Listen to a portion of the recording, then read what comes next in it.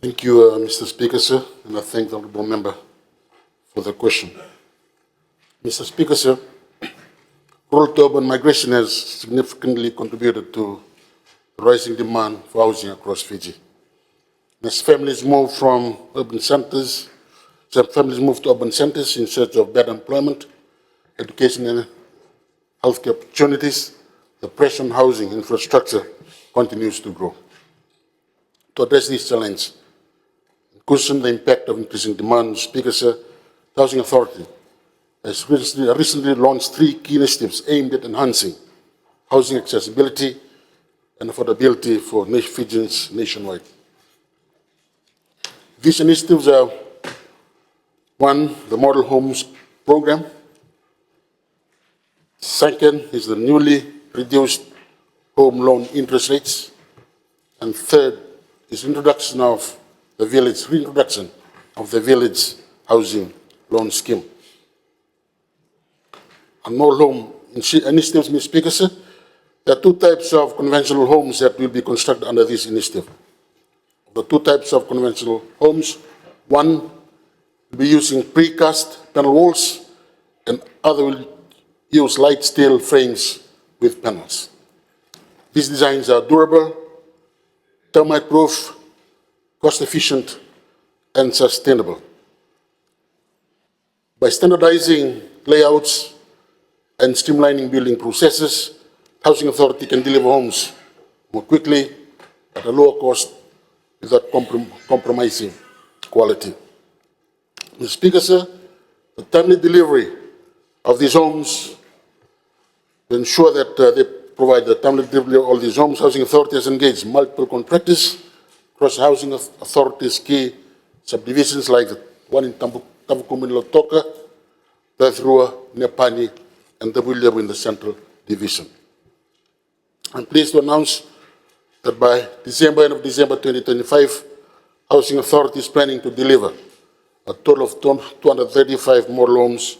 It's a major milestone in our mission to provide safe and affordable housing for our people. The new reduced home loan interest rates. The Speaker said Housing Authority already offers the lowest lending rates in Fiji. Through this new initiative, rates have been further reduced to specifically support first-time homeowners with a combined household income of up to $50,000. This bold step is designed to make mortgage financing more affordable and accessible for families who have long aspired to own a home but faced financial difficulties. Mr. Speaker, sir, the revised interest rates are structured into 2 categories. These categories are for those families earning below $30,000 annually will benefit from a reduced interest rate of 2% for the first 5 years, followed by a variable rate of 4% per annum thereafter, or from the 6th year onwards. And B, for those families that are earning between $30,000 and $50,000, will receive interest rate of 3.5% for the first 5 years, with a variable rate of 6% per annum from year 6. Mr. Speaker, sir, I would like to acknowledge with appreciation the concessional interest rate of 0.25% per annum offered through the Reserve Bank of Fiji's housing facility. This support enables Housing Authority to extend affordable lending options to eligible customers with a combined household income of up to $50,000, thereby strengthening our efforts to make home ownership more accessible for low and middle income Fijians. The reintroduction of village housing scheme. Speakers, the village housing loan scheme has been reintroduced to provide affordable, durable, and culturally appropriate housing solutions to rural communities while preserving traditional Fijian lifestyle. And one of the major barriers to home ownership in rural areas is the lack of accessible financing. Traditional banks do often impose stringent lending criteria, making it impossible for families in our villages to secure home loans. However, reintroduction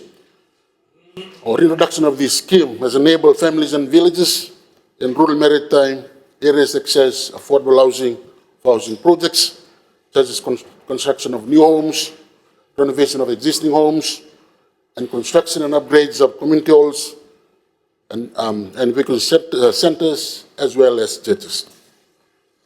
Mr. Speaker, sir, close to 125 villages across Fiji have successfully repaid their village loans under this scheme, demonstrating its effectiveness and sustainability.